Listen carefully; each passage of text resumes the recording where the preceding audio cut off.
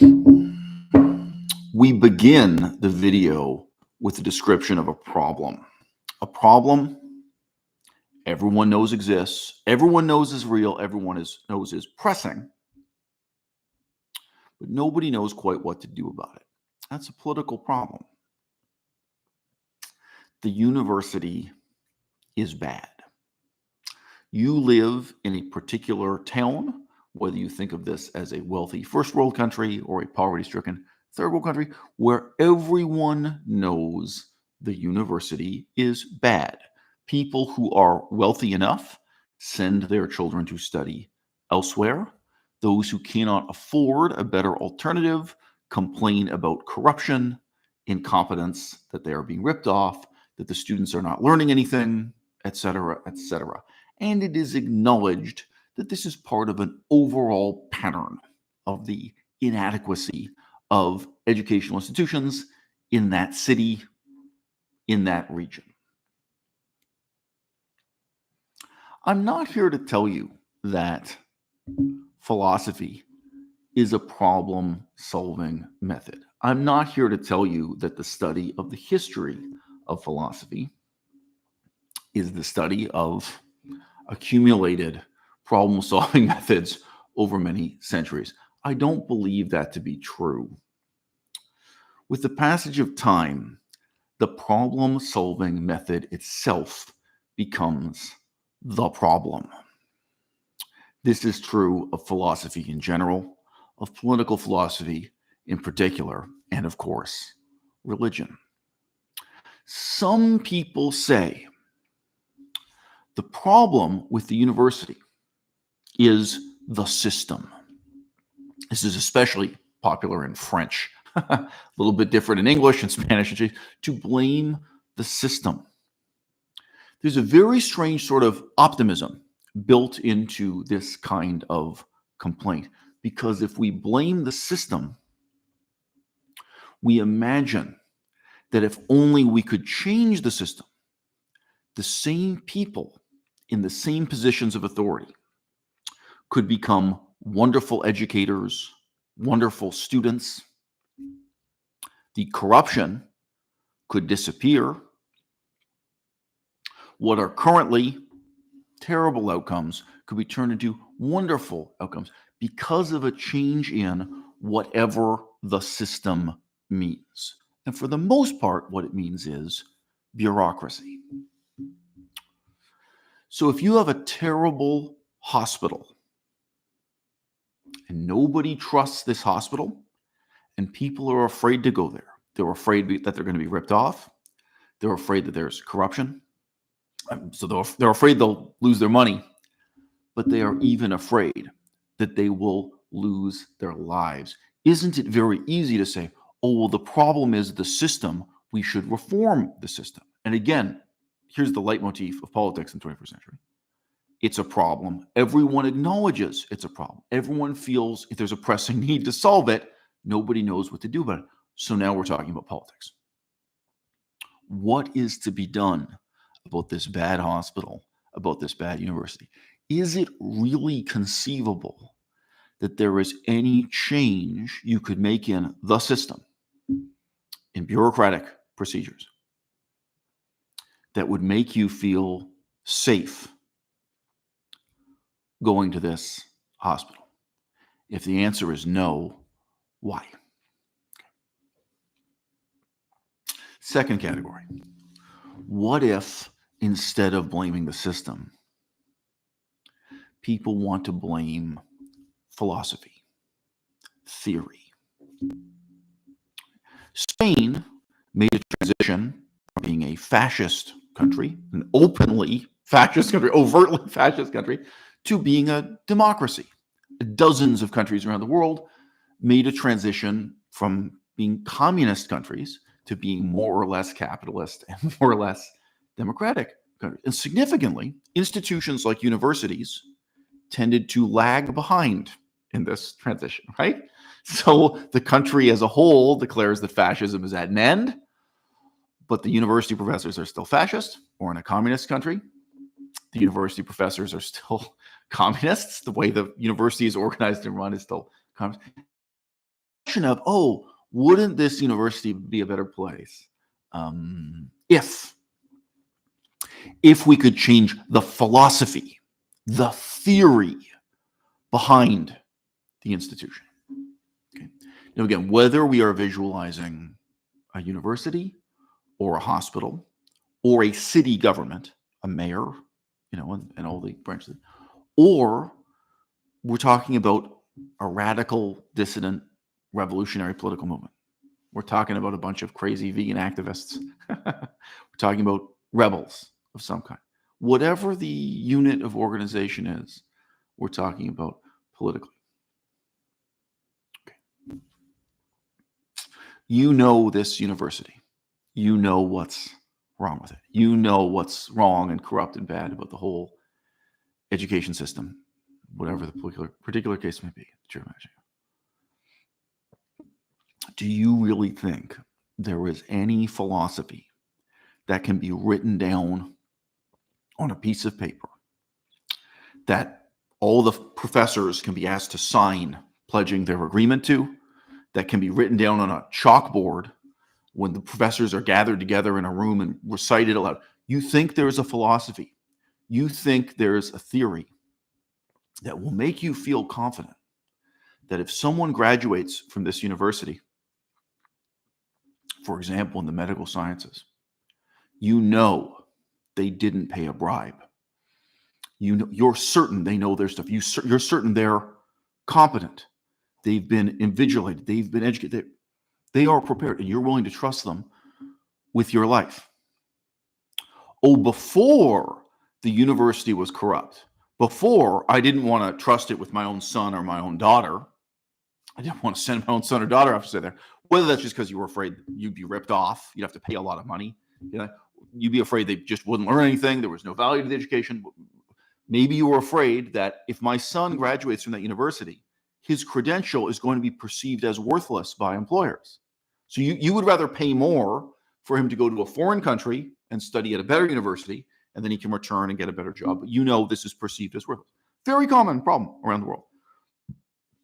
This is a problem within the United States of America, right? It's not just in third world countries. It's a problem globally. Okay, when there is a bad university.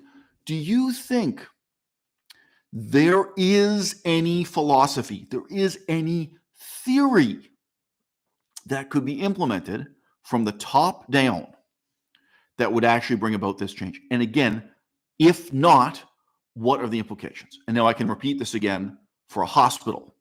So you're going to gather these doctors together, these doctors who are incompetent. So I've told this before. I knew a particular hospital, and they had only performed two. These were not tubal ligations. They were sterilization operations on human beings. Just for the term now. They performed this operation twice, and one of the two patients died. And the hospital policy was to give you the death rate for the operation. So everyone showed up to get this operation. They were confronted with, oh yeah, our track record is a 50% rate of fatality. It's grim humor. I'm sorry, but yeah. Okay, so these doctors have proven that they're incompetent. They've actually killed people. They've had a terrible rate of medical malpractice, of incompetence. They take bribes. They're not properly educated. And now you think there's a philosophy. You think there's a new theory, a new set of ideas. And again, are we imagining this is from the top down? That the director of the hospital, the chief executive officer, the person who is in charge of, they can adopt a new philosophy and then enforce it from the top down. Now, as I've already mentioned, sometimes this happens spontaneously due to much larger changes in society. Mongolia overnight ceased to be a communist country, became a kind of capitalist democracy. Well, the hospitals didn't change overnight. The universities did not change overnight. They couldn't afford to just fire all the doctors. So there are real world examples where you can look at, you can examine how this kind of philosophical change happens from the top down. Okay, but there's another possibility here. Change from the bottom up. So the students have a new philosophy. The students have a new theory. a new well-tend shower, a new view of the world. And then that somehow, right, forces change at the level of the professors, at the level of the administrators, the levels of the bureaucracy. Okay, now with the hospital, it's even harder to imagine this. So there's a new philosophy among the patients, the powerless people who say, I'm sick, I'm broken, I'm in pain, help me. City Hall, the powerless people who show up needing the help and services of the local government. Okay, so you think a new philosophy among the masses, among the constituents, among the beneficiaries, among the poor. You think that can? So these are the first two of three categories. This is why I say in opening this video, the history of philosophy should not be seen as the history of problem-solving methods. The study of philosophy should not be seen as the comparative study of different problem-solving methods, and political philosophy in particular. Instead, we have to realize the danger of the extent to which the problem-solving method itself becomes a problem. Already in high school, and even worse in university, people are conditioned to think of political problems as entailing the necessary existence of a prefabricated solution, either under the heading of the system, meaning bureaucracy, meaning procedure, right? Or under the heading of philosophy, theory, abstract ideas.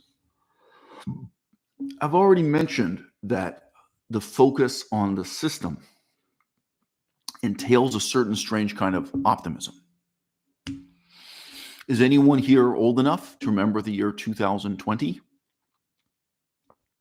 Oh, we need to reform the police system, the justice system, the court system, the prison system. So what is it you want to reform? Look at this police officer. Look at this particular man. You think a change in the bureaucracy is going to make him into a good person instead of a bad one. Now, good is a bit vague. I'm not going to generalize about all of the instances of police brutality. Each one really was its own story worth studying in detail. A change in the bureaucracy is not going to change a negrophobe into someone who loves black and white people equally or regards black people with a kind of fair detachment. All right? It is not going to change someone who is anti-Semitic into someone who is philo-Semitic, someone who is a lover of Jews and Judaism and Jewish culture, let alone someone who has a cool, canny, detached attitude across the board. This is not the only problem. This is not the fundamental root of police brutality. I'm just giving you some specific examples to draw attention to the absurdities of this kind of systemic thinking. A man who accepts bribes as a police officer, as a university professor, as a surgeon at the hospital will not stop because of a change in bureaucratic procedure, bureaucratic paperwork, because of change in the system, because of a rearrangement of the offices that he reports to and what or the forms he has to sign, nor, as I say, due to a change in the governing philosophy, whether that's a change from the top down or from the bottom up. A police officer who is stupid and cowardly and immoral, a police officer who beats a man needlessly out of cruelty, a police officer who shoots a man needlessly out of fear. Okay? There is no bureaucratic change that can make him into a better police officer. None. There is no philosophical change. Okay? Not in the transition from communism to democracy, not in the transition from fascism to democracy, not in the transition that, for example, Turkey has undergone during my lifetime, in a very gradually eroding from a sort of secular democracy into an overtly Muslim corruptocracy, a more religious society, right? What are the contrasts we're going to talk about within the Muslim world? Being conquered by the United States of America, having a whole new system and a whole new philosophy. How did that work out in Afghanistan? Okay, what do you think about police conduct in Afghanistan under American dominion, and how police conduct is in Afghanistan today? What lessons do you think you can learn from these systemic changes, bureaucratic changes, and these philosophical changes? I think it's fair to say that when you're contrasting the Taliban to the American Army of Occupation Government, I think that's a significant philosophical change. How about the transition when Japan was conquered by the United States of America and very suddenly became a Western-style democracy with a constitution written by the U.S. government? What do you think happened at the level of the local mayor, at the level of the local hospital, at the level of the local university? Use a technical term here and talk about the zaibatsus also, the big corporations that did things like manufacturing cars and smelting steel. Well, how do you think change came along? So I promised you guys 3 categories here. Right?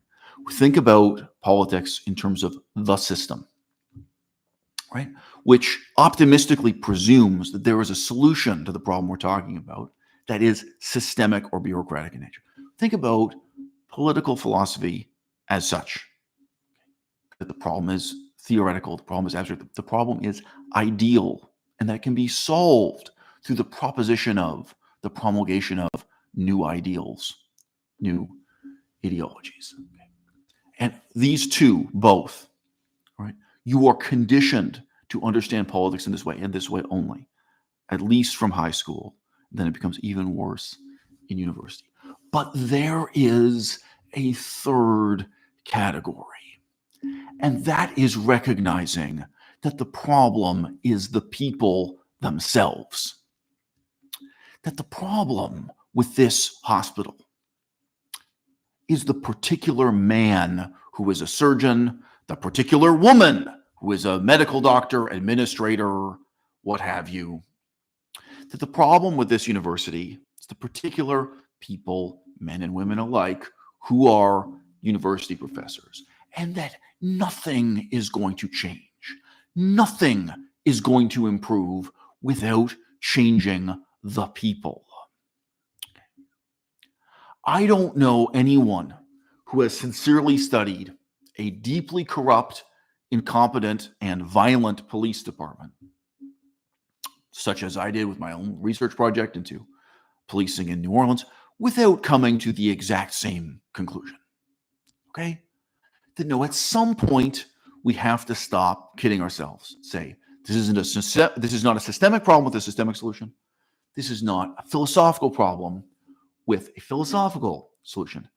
This is a problem that has to be solved man to man, face to face. And there are a whole lot of cops who have to be fired because they're fucking stupid, because they're fucking cowards. There are a lot of medical doctors, surgeons, people employed in hospitals of all kinds who have to be fired, if not put in prison, whatever, if not exiled, or if not kicked off the island, however you want to put it, okay? Because they are a bad doctor today, they are going to be a bad doctor tomorrow, they are going to be a bad doctor forever, whether the problem is intellectual, ethical, or a little bit of both. That in fact, a great deal of what we're doing in the pursuit of political change is simply replacing one person with another. When Napoleon reformed education in France, he took the time to look at the credentials of each man who was appointed to be a school principal. He looked at who these men were politically, above all else, and he actually intervened and said, no, not this guy. Find someone else. Find someone better. And the transition they were struggling to make was a transition from a society in which schools, orphanages, hospitals, all kinds of institutions, they were all controlled by the Catholic Church. They were controlled by monks, by nuns, and if there were secular lay people who had been school teachers or school principals, they were people who had worked their whole lives very closely within the Catholic Church, Catholic monastic system, what have you. So even if they happened to be a secular layperson, they were a layperson whose whole career had been as a handmaiden to the Catholic establishment. So actually, in trying to push France towards a modern secular system of education, right, Napoleon, as stupid and evil as he was, realized that this wasn't a struggle to write new slogans on the chalkboard, to set down a new theory or a new philosophy, and it wasn't a struggle in terms of the system or the system only. That this was going to be a struggle about the particular men and women who were entrusted with the education of the next generation. Again, I don't like Napoleon. I really don't. I'm really quite strongly biased against him. I regard him as a deeply immoral person in many ways. And intellectually, I'm really not very impressed by him. I would put him in the stupid category rather than smart. Frankly, can you remember any political leader in the history of your country who cared this much about education? Can you remember any political leader within your lifetime in the history of your country who cared this much about hospitals, doctors, the quality of medical care on a face-to-face, man-to-man, woman-by-woman basis, individual basis, caring about the people? Why is it that we are conditioned in this way? And, at least for the last century, I'm not going to try to trace out exactly when this started, probably for one century. Why is it that we're conditioned to think of these as philosophical problems with philosophical solutions? Because as soon as we admit to ourselves that the problem is the people, that the people need to be changed, on the one hand, there is the prospect of violence, such as the French Revolution entailed. There's the possibility that individual people will be held accountable for their actions and will actually be, put to the guillotine or what have you, whatever it may be, right? And I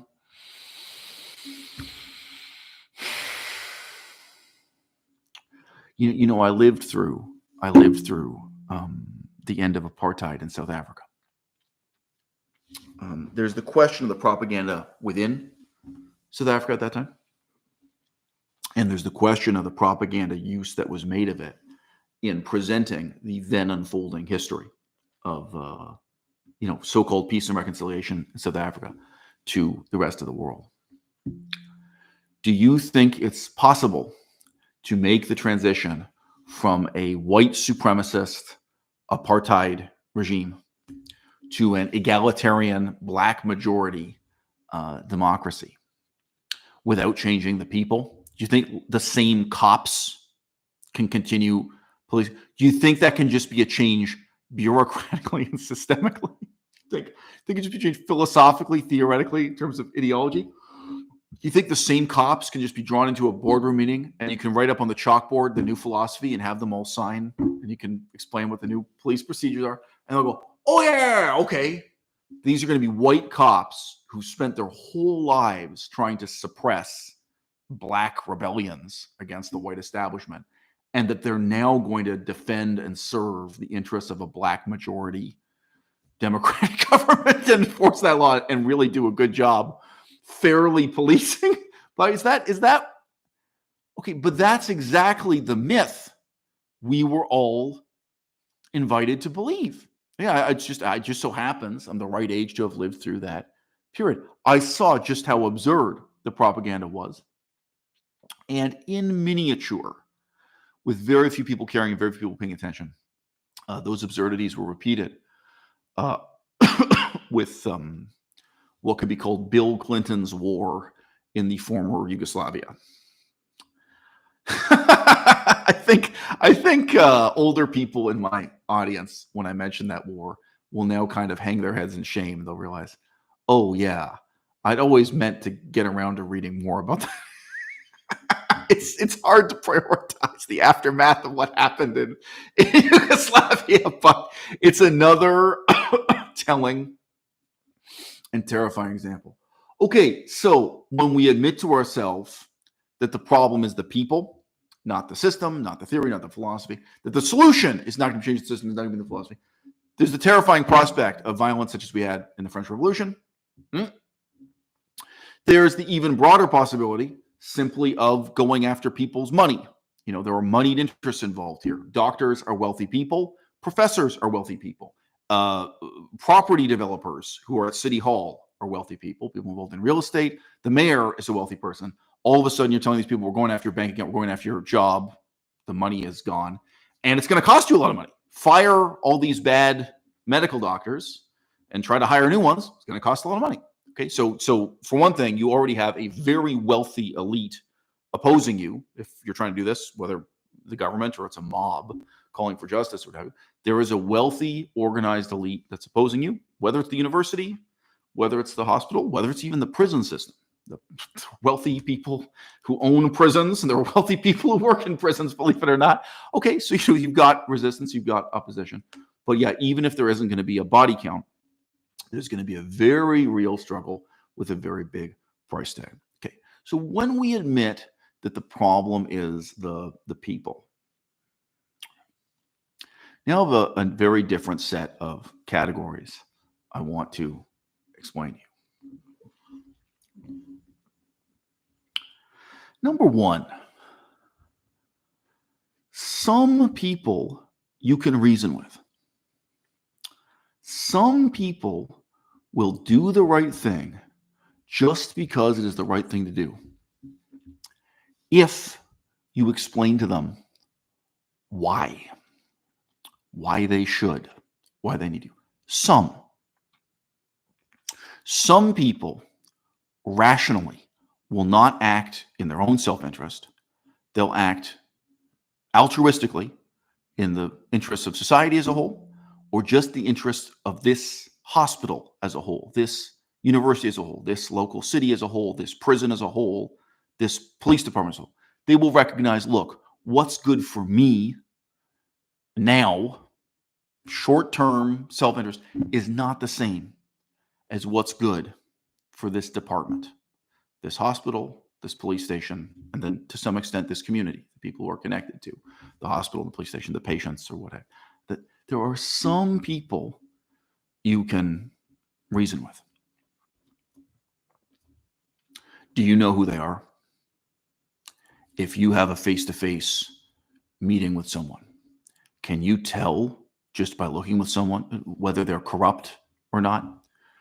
Even within Afghanistan, can you tell by looking at someone and talking to someone through a translator whether they are really working for the future of democracy in Afghanistan, or they're a double agent, whether they're connected to Pakistan or the Taliban or some other player in the game?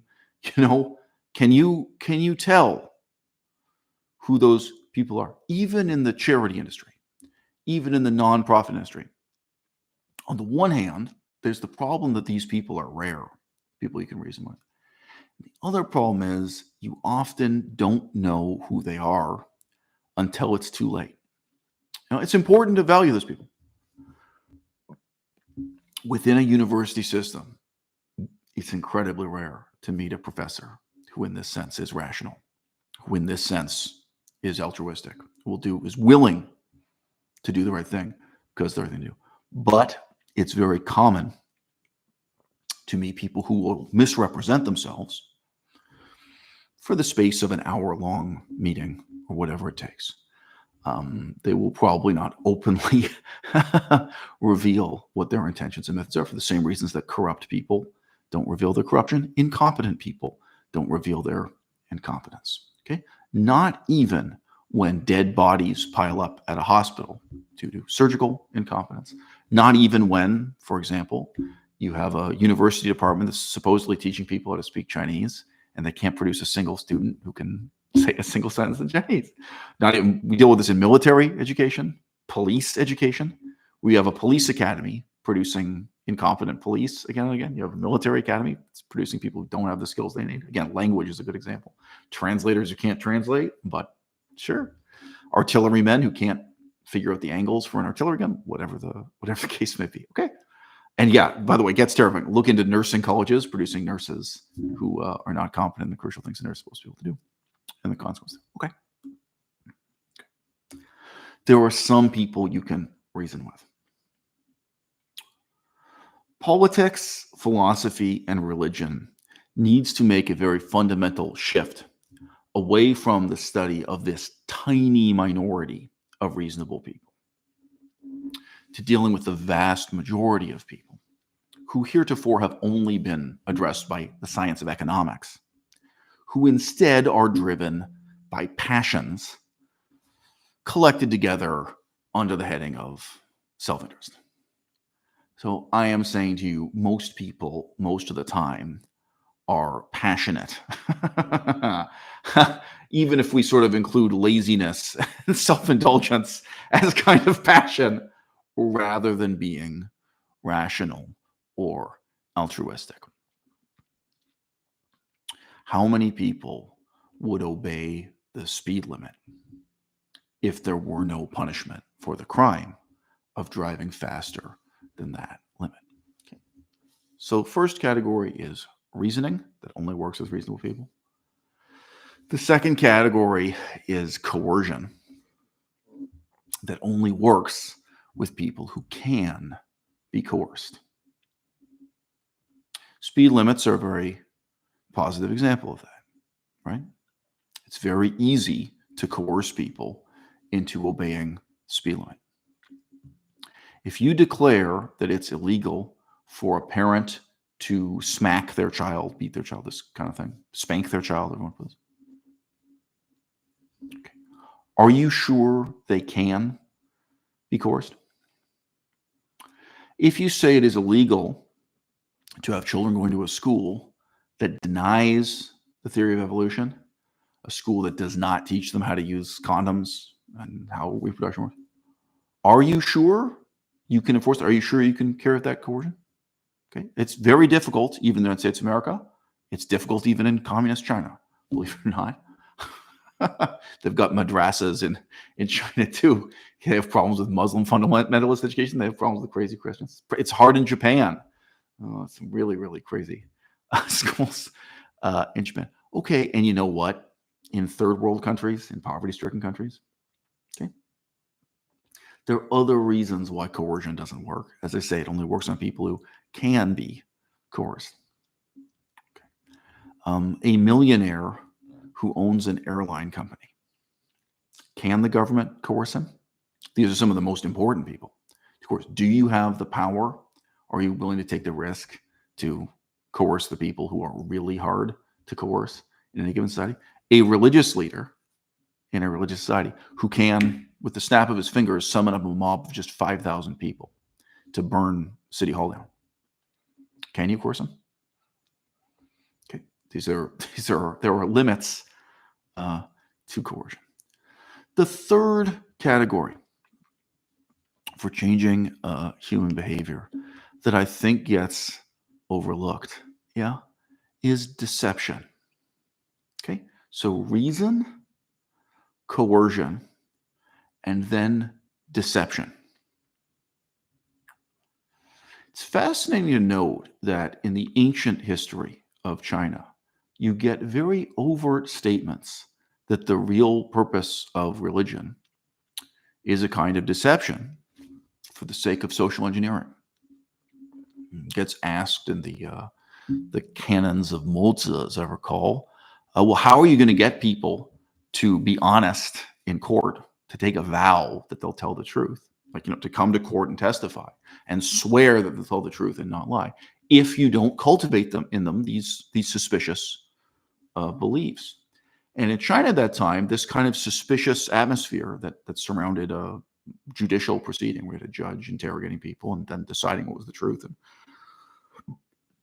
ruling between two parties. It often included animal sacrifice. They would ritually kill a goat or what have you. You can imagine that might create a certain kind of atmosphere. I've read about many religious societies that attempted in different ways to make the taking of a vow seem mystical in its implications. And of course, this is a kind of deception. In Rome, everyone was tortured before testifying, guilty or innocent. It was simply the normal procedure. And whether you were beaten with chains, metal chains, whether you were beaten with whips or wooden rods, depended on your station and accomplishment in life. So you could invoke the fact, look, I'm an aristocrat and I have so many years of military service or whatever. Therefore, before I testify, I should only be beaten with wooden rods.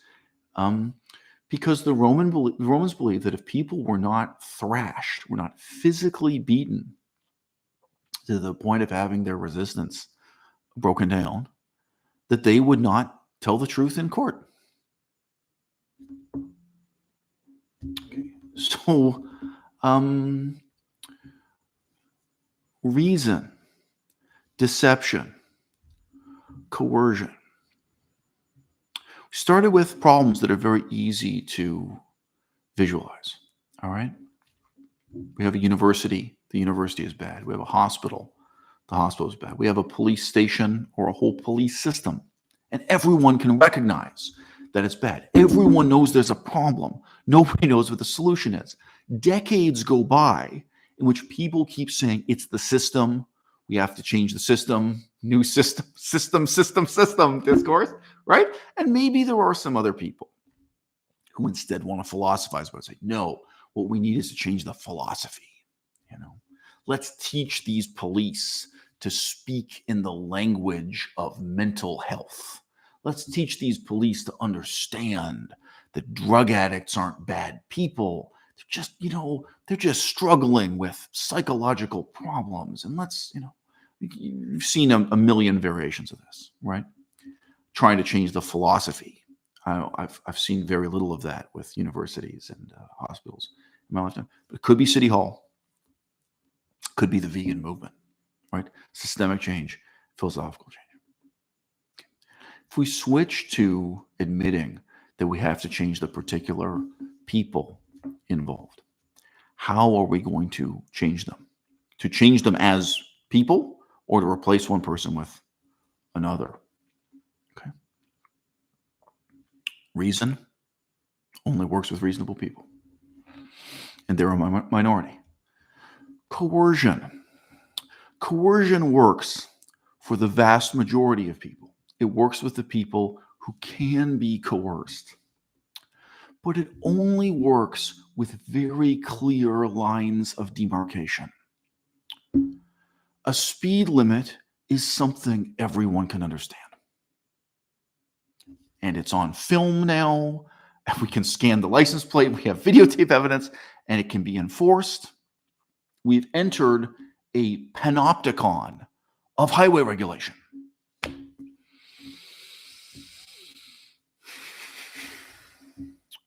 The difference between rape and consensual sex.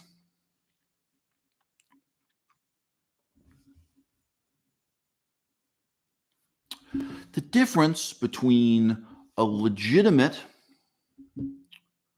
educational opportunity called an internship and slave labor. There are just so many things that coercion proves to have limited value for, in part because of these lines of demarcation. I've pointed this out again and again with questions of animal rights, laboratory testing on animals. In Europe right now, they really do have the system. They have a wonderful bureaucracy for handling animal rights. That's at the EU level, not at the national level. And they have a wonderful philosophy, beautiful philosophical statements about it. And they have made it very clear, for example, that it is a scientific fact that lobsters suffer and experience pain, and that they are sentient, and that they are quite intelligent, and so on and so forth. They did all this research on lobster intelligence. Also, octopus intelligence, octopus suffering. And yet somehow, like, or I should say, unlike the speed limit, right? And instead more like these questions of consent in sex. What is a good marriage and what is abuse within a marriage? What is good parenting and what is abuse, right? There are so many things where coercion just proves to be ineffective. Right?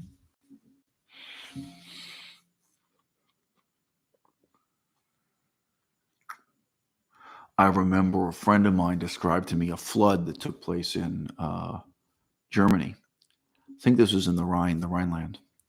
And just one factory, something burst because of the flood, and certain kind of chemical pollution went into the river. But some researcher went and took water samples, and he proved, look, that's not what really happened. That one factory released this one chemical. But there were engineers at all these other factories or all these other waste processing plants along the river. And when they heard, oh, there's a flood, oh, something burst,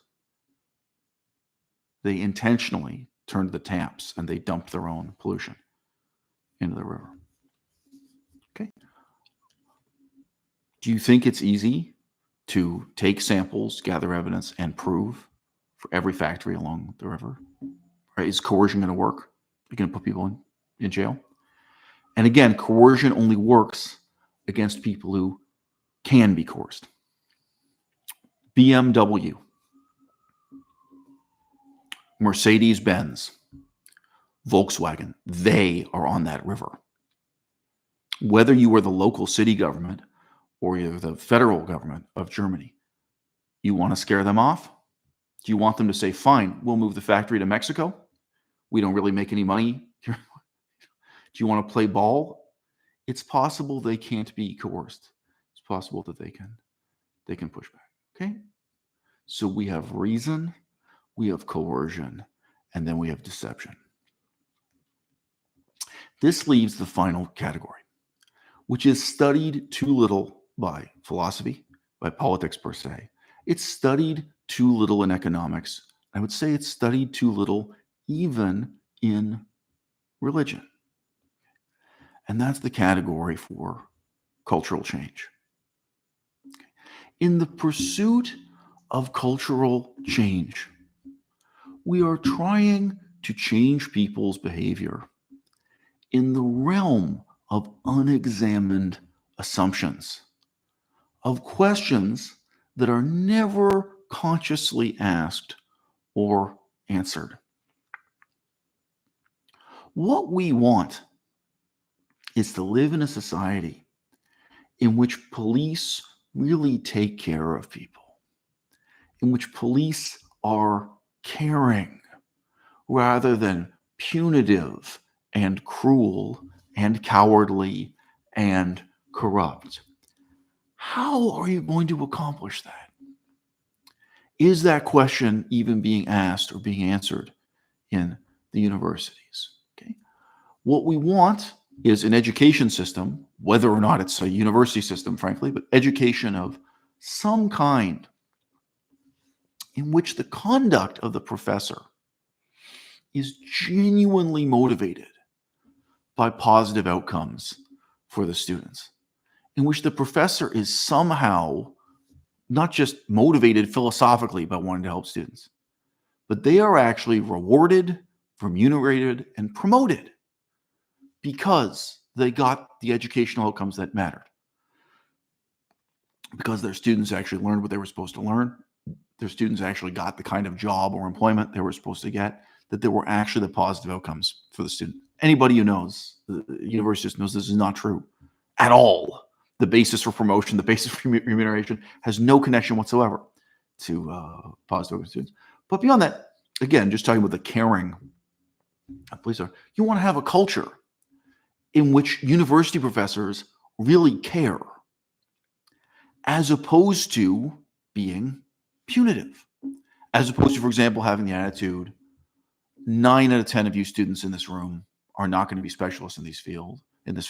You're not going to succeed. I'm here to separate the wheat from the chaff. I'm here to just test you and figure out who the 1 out of 10 are, maybe 1 out of 100 are, and the rest of you are dead to me. The rest of you I just regard as one day working at a dry cleaner.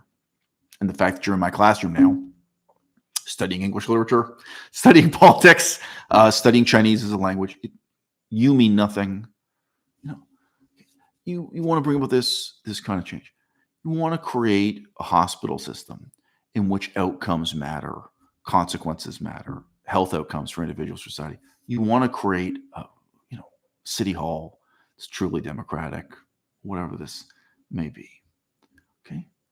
I'm not a coward. I'm not pursuing cultural change because I'm afraid to engage in armed rebellion. I'm interested in the pursuit of cultural change because I genuinely believe that in a world dominated by irrational, selfish people, it is the only kind of change that can work. There was a catchphrase I said for many years when I was involved in humanitarian work. I said it in different contexts in a slightly different way over many years, but I said, what we're doing here is not a business. This is not like running a taco restaurant. This is not like running a dry cleaner or a dentist office. What we are doing here is a charity. And so, by definition, our purpose is to put ourselves out of business. What we are trying to do here is make our own institution obsolete. We're trying to make ourselves disappear. Childhood illiteracy. If you succeed, there are no more illiterate children to help at some point. Okay? I knew a special charity. All they were trying to do, this is in a third world country, Laos, trying to get people to wear helmets while riding their motorcycle. Well, at some point, that has to end. This can't be a bureaucracy that exists for the enrichment of the bureaucrats forever and ever. Okay, so you have a propaganda campaign. Was it going to be 5 years? 10 years? How long is it going to take? At what point do you set the targets? Okay, we've gotten the message across. Everyone needs to wear a helmet when they're riding a motorcycle. And I get it. There are real outcomes. I've seen people with horrible brain injuries, skull injuries. Helmet, I get it. It's real. Okay. But if this is not a business, if this is not a corrupt, self-serving democracy, then we actually exist in order to put ourselves out of business. I would even say this about something like bilingualism in Canada. If you are serious about creating French-English bilingualism, then you would set up a plan with however many millions of dollars involved, where at some point, the very institutions you've created, the form of activism you're engaged in, becomes irrelevant, becomes meaningless. And this is one of the oldest examples I've used on my channel. Mothers Against Drunk Driving. At some point, you've achieved your goals. The legal changes in relation to drunk driving.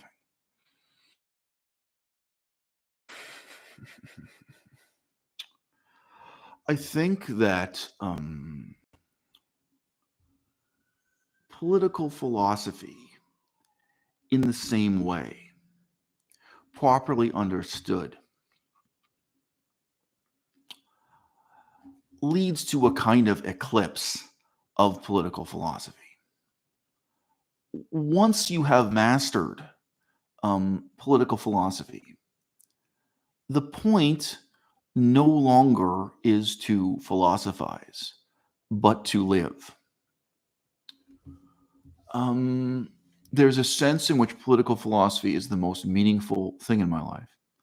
And there is a sense in which it is simply a burnt match that I can now discard. Once you have understood politics, you're not going to philosophize about it anymore. You're going to start asking yourself tough questions about whether you are going to change the world through reason, reasoning with a small number of people who can be reasoned with, coercion, which entails violence, deception, or the pursuit of cultural change.